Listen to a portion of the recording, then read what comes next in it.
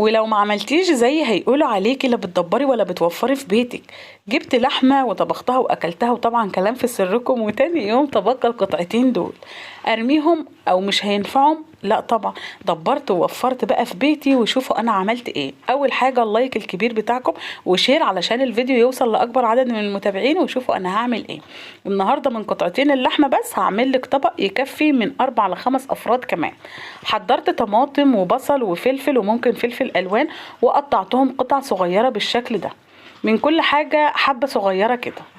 بعد كده حضرت طاسة على النار ونزلت فيها بمعلقة من السمنة البلدي ومعلقة من الزيت، ونزلت بالخضار بتاعي وقعدت اشوحه لحد ما شميت ريحته الجميلة.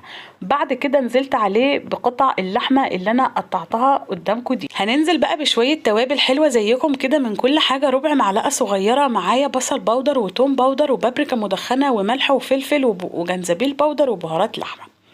بعد كده هنقلب بهارات مع كل الكلام الجميل ده علشان نشم ريحتها، وهننزل بفنجان صغير بس من المية علشان يسويلي الخضار مع اللحمة. واوريدي كده اللحمة مستوية معانا، مش هتاخد دقيقتين بالظبط وهتطفي عليها. بعد كده حضرت حلة صغيرة كده على قدنا ونزلت فيها بمعلقتين من الزيت، وجبت بصلة قطعتها صغير بالشكل ده على ايديا وقعدت اشوحها لحد ما لونها يدبل معايا. انا مش عاوزاها لونها غامق ولا حاجه، لا انا هدبلها بس بالشكل ده. بعد كده نزلت بنص معلقه صغيره من الجنزبيل البودر والملح والفلفل وبهارات الكبسه، واتنين ورق لوري بالشكل ده. ولو عندك بقى لومي مجفف او قرفه صوابع هتبقى حلوه قوي وهتعلي التست معاكي في الرز. بعد كده نزلت بكوبايه من الرز البسمتي وقعدت اشوح بقى كل الكلام الحلو ده مع بعض، ونزلت عليه بكوبايه من المرقه او كوبايه ونص على حسب الرز البسمتي بتاعك ايه. بعد كده هقلبه كويس قوي وهسيبه بقى يتشرب المية. بعد كده هوطي عليه، لما يتشرب هقلبه واوطي عليه واسيبه لمدة ربع ساعة. نيجي بقى نعمل احلى تومية فيك يا مصر. نزلت بمعلقتين كبار من الزبادي وخليط النشا والمية، عملته معاكم كتير على القناة، واللي عاوز يشوف طريقة التومية يكتب في السيرش طريقة التومية لوصفتك مع اسماء.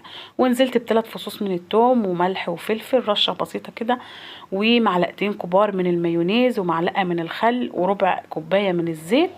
وهقلب كل الكلام الجميل ده مع بعضه في الخلاط بالشكل ده. وكده عملنا احلى تومية بتقعد عندك من الاسبوع للاسبوع، بعملها كل اسبوع بجد بتبقى رهيبة.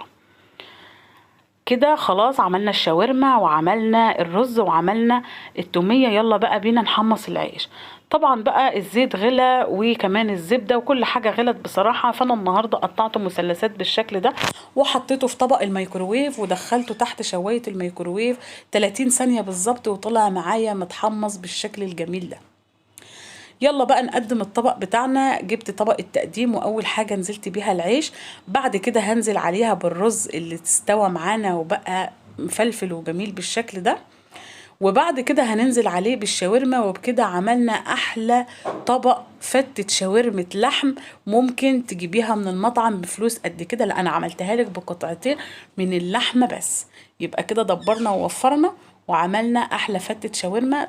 ممكن بقى تعملي جنبها طبق بطاطس محمرة زي ما انا عملت كده، او طبق سلطة، وكانت احلى غدوة عملتها. ويا رب يكون الفيديو عجبكم، وان شاء الله هتجربوه هيعجبكم، وانتظروني في وصفات جاية كتير. باي باي.